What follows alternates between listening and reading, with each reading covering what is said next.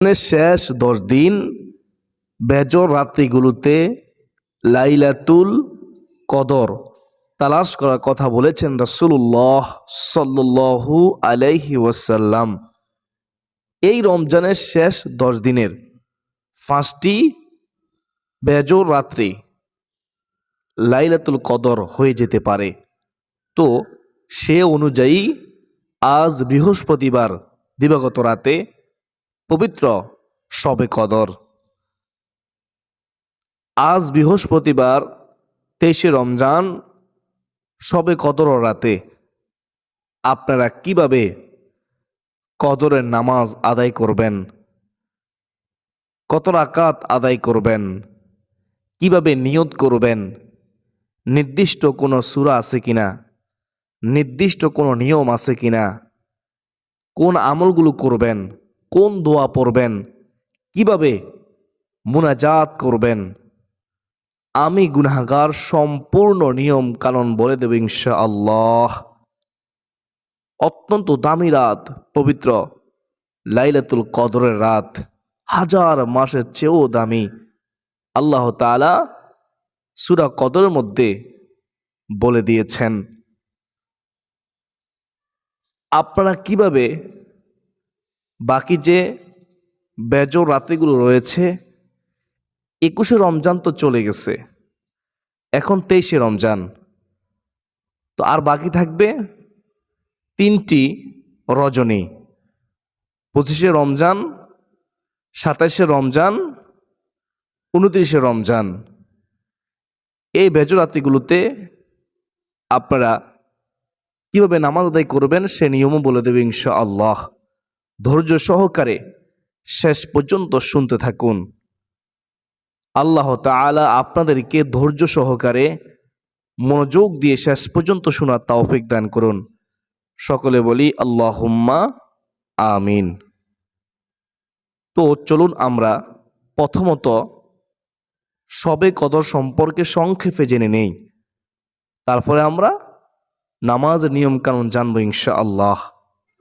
রাসূলুল্লাহ সাল্লাল্লাহু আলাইহি ওয়াসাল্লাম রহমাতুল লিল আলামিন নবীজি বলেছেন, শবে কদর রাত এত দামি রাত, কেউ যদি ঈমানের আশায়, সওয়াবের আশায় ওই পবিত্র শবে কদর রাতে ইবাদত করে, তাহলে আল্লাহ রব্বুল আলামিন তার জীবনের অতীতের সমস্ত গুনাহ, সগীরা কবিরা, জানা ওয়াজানা, সকল প্রকার গুনাহ, চোখের গুনাহ, জবানের গুনাহ, হাতের গুনাহ, পায়ের গুনাহ, সর্ব অঙ্গ প্রত্যঙ্গের সমস্ত গুনাহ আল্লাহ তাআলা ক্ষমা করে দিবেন।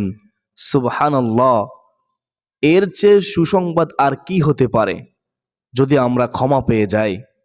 কেননা হাদিসের মধ্যে আছে, যে ব্যক্তি রমজান মাস পেয়েও, লাইলাতুল কদর পেয়েও নিজের গুনাহ ক্ষমা করাতে পারল না, সে হচ্ছে হতভাগা, তার উপর লানত। একদা একবার রাসূলুল্লাহ সাল্লাল্লাহু আলাইহি ওয়াসাল্লাম মিম্বরে উঠতেছেন, এমন সময় হযরত জিবরাইল আলাইহিস সালাম এসে বলল, ইয়া রাসূলুল্লাহ, ইয়া হাবিবাল্লাহ, নবী গো, যে পিতামাতাকে পেয়েও নিজের গুনাহ ক্ষমা করাতে পারল না, তাদের খেদমত করে জাহান্নাম থেকে বাঁচতে পারল না, তার উপর লানত। আমার নবীজি আমিন বললেন, অর্থাৎ তার উপর লানত বর্ষিত হোক। নবীজি হ্যাঁ বলে দিলেন। তো তারপর আবার জিবরাইল আলাইহিস সালাম বললেন, ইয়া রাসূলুল্লাহ, ইয়া হাবিবাল্লাহ, নবী গো, যে আপনার নাম শোনার পরে আপনার উপরে দুরূদ শরীফ পড়বে না, তার উপর লানত। আমার নবীজি বললেন আমিন, অর্থাৎ তার উপর লানত বর্ষিত হোক, নাউজুবিল্লাহ।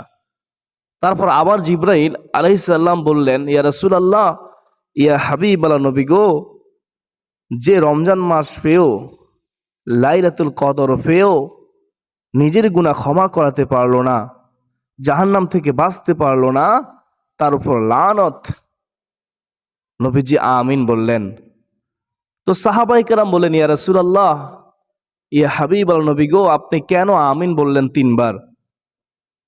তখন নবীজি বিস্তারিত বলে দিলেন যে আমি এই জন্য আমিন বলেছি, পিতামাতাকে যে খেদমত করবে না, নিজের গুনাহ ক্ষমা করতে পারবে না, জাহান্নাম থেকে বাঁচতে পারবে না, তার উপর লানত। নবীজি সাল্লাল্লাহু আলাইহি ওয়াসাল্লামের নাম শোনার পরে যে ব্যক্তি দুরূদ শরীফ পড়বে না, তার উপর লানত। রমজান মাস পেয়েও, রহমত, মাগফিরাত, নাজাতের মাস পেয়েও, লাইলাতুল কদর পেয়েও যে নিজের গুনাহ ক্ষমা করতে পারলো না, তার উপর লানত, সে অভিশপ্ত। নাউজুবিল্লাহি মিন জালিক। এই অত্র হাদিস দ্বারা কি বুঝতে পারলেন?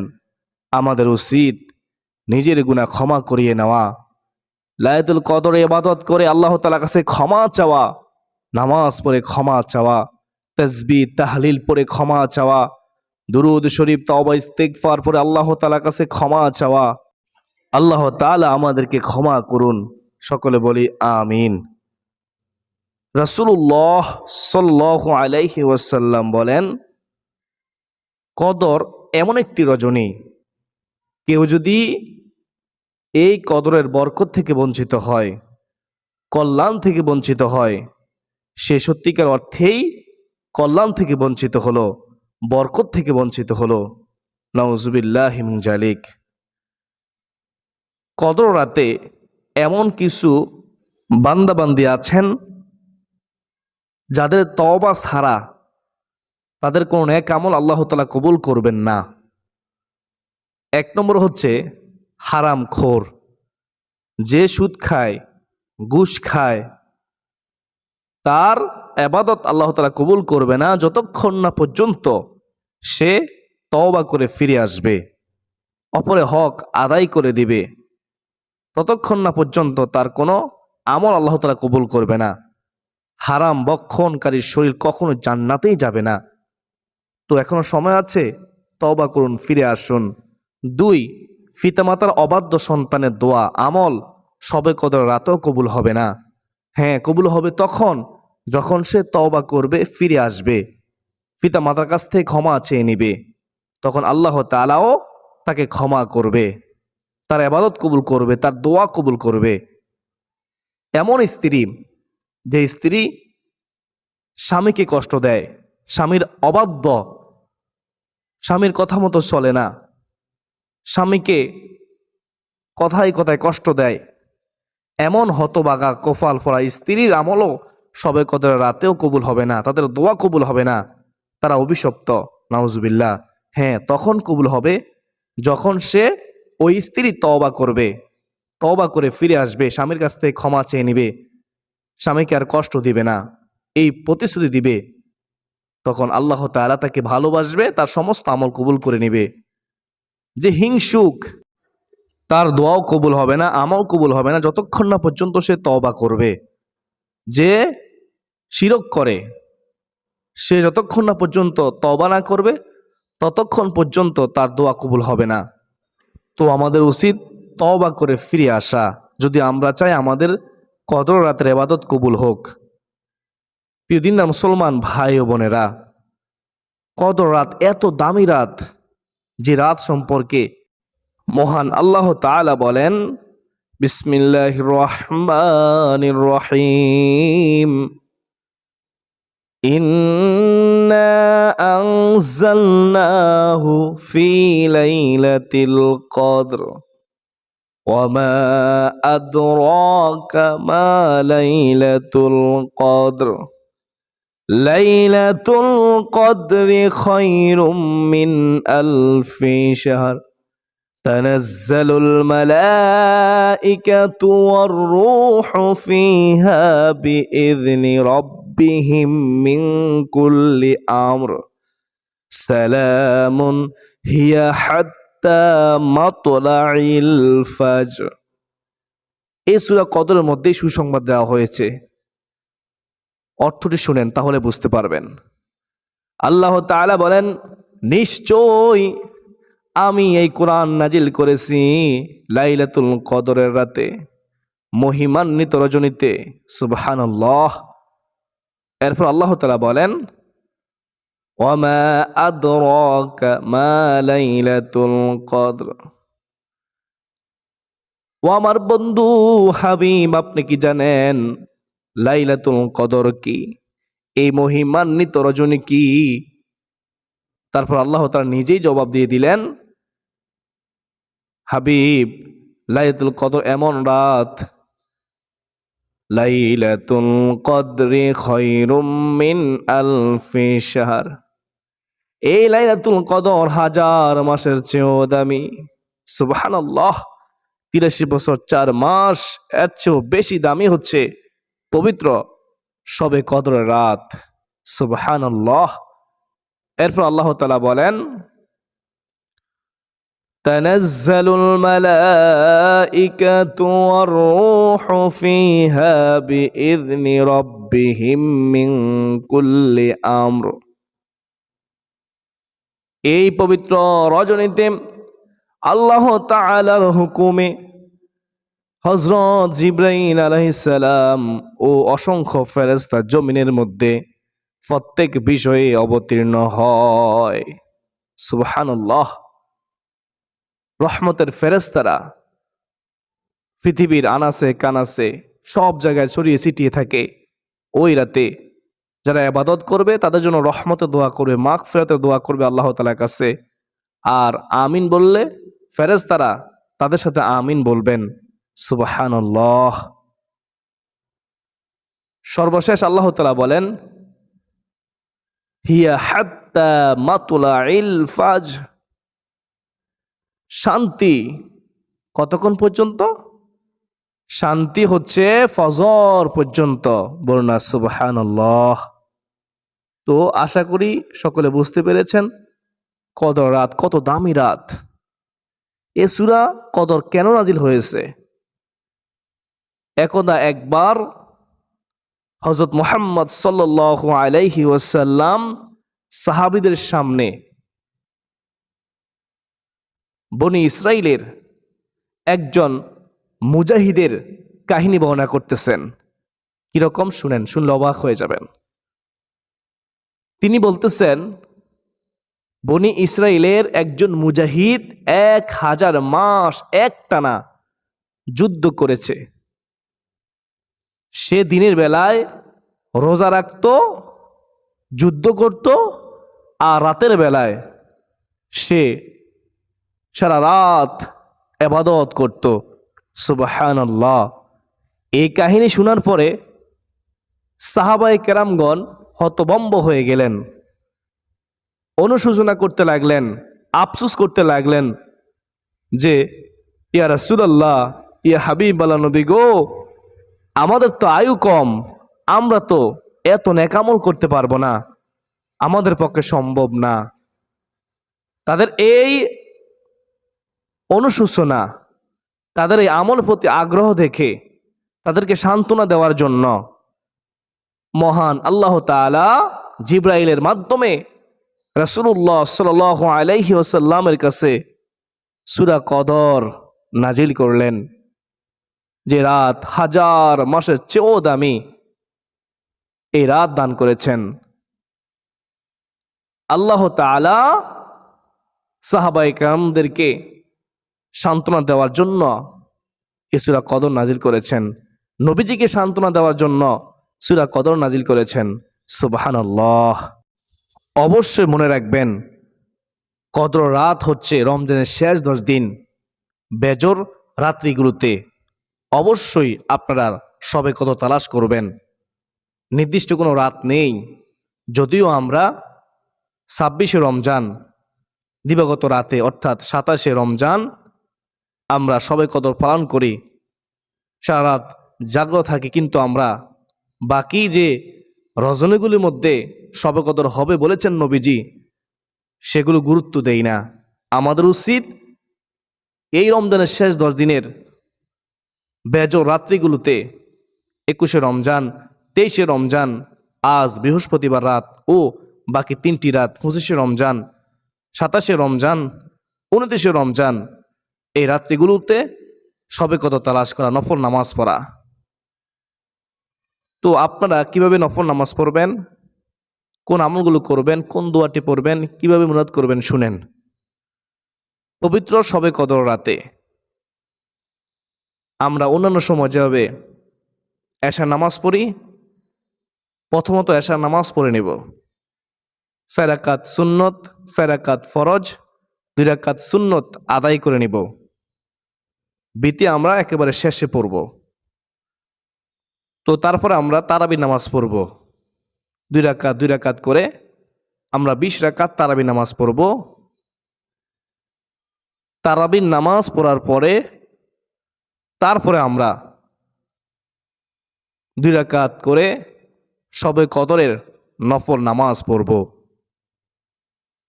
2 রাকাত করে কমপক্ষে 4 রাকাত পড়ব।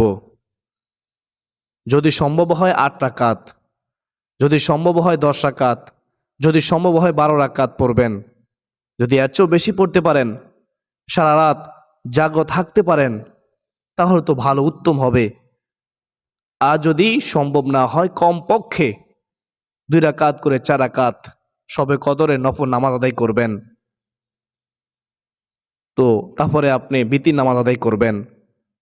তারপর ঘুমিয়ে যাবেন। আবার তাহাজ্জুদ নামাজের সময় উঠে 2 রাকাত অথবা 4 রাকাত তাহাজ্জুদ নামাজ পড়বেন। এরপর ভোরাতে সেহরি খেয়ে ফজর পড়ে আপনি ঘুমাবেন ইনশাআল্লাহ। প্রিয় দিনদার মুসলমান ভাই বোনেরা, আমরা শবে কদরের নামাজের নিয়ত করব। এভাবে আরবিতে করতে হবে এমন বাধ্যবাধকতা নেই।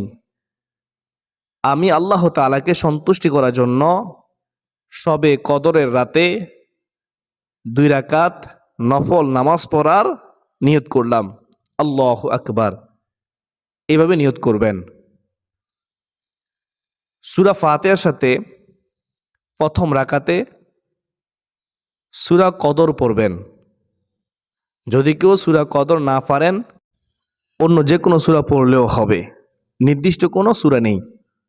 তো দ্বিতীয় রাকাতে সূরা ফাতিহার সাথে সূরা ইখলাস 3 বার পড়বেন।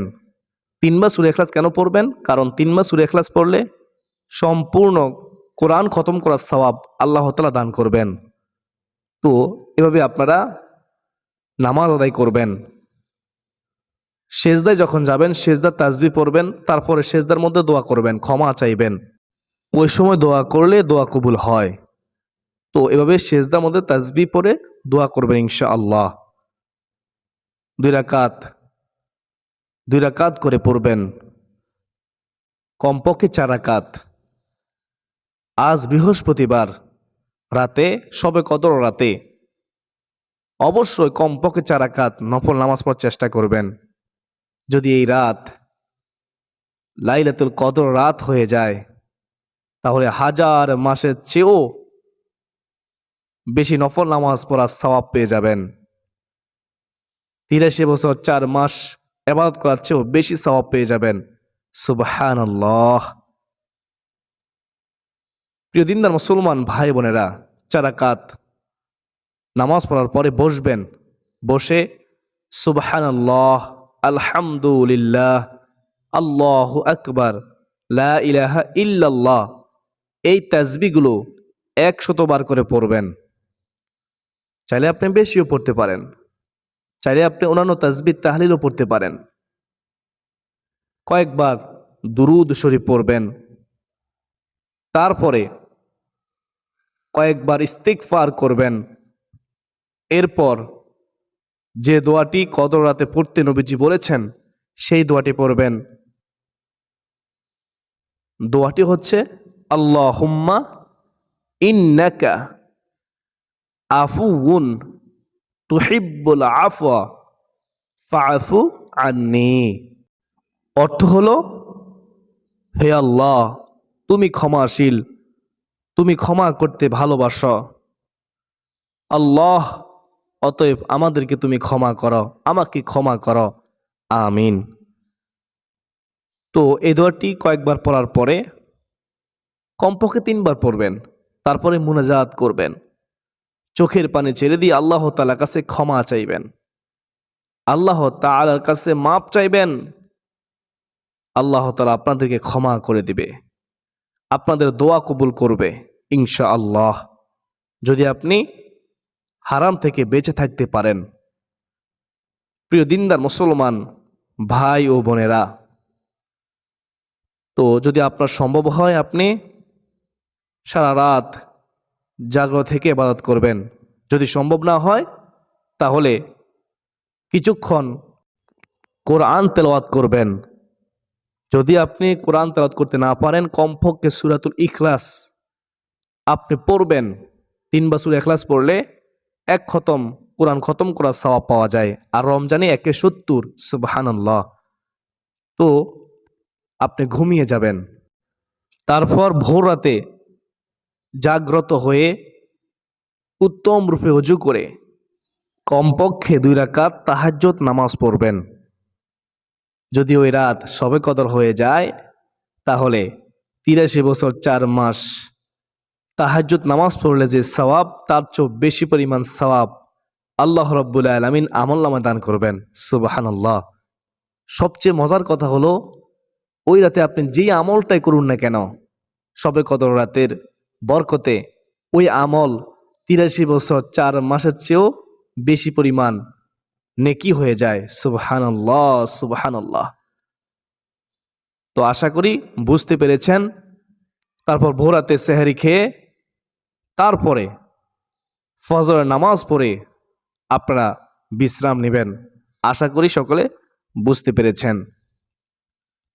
আল্লাহ তাআলা আমাকে, আপনাকে, আমাদের সবাইকে শবে কদর রাতে ইবাদত করার, শবে কদরের গুরুত্ব দেওয়ার, শবে কদর রাতের বিশেষ দোয়াটি পাঠ করার, তাহাজ্জুদ নামাজ পড়ার, এশার নামাজ, তারাবির নামাজ, বিতির নামাজ পড়ার,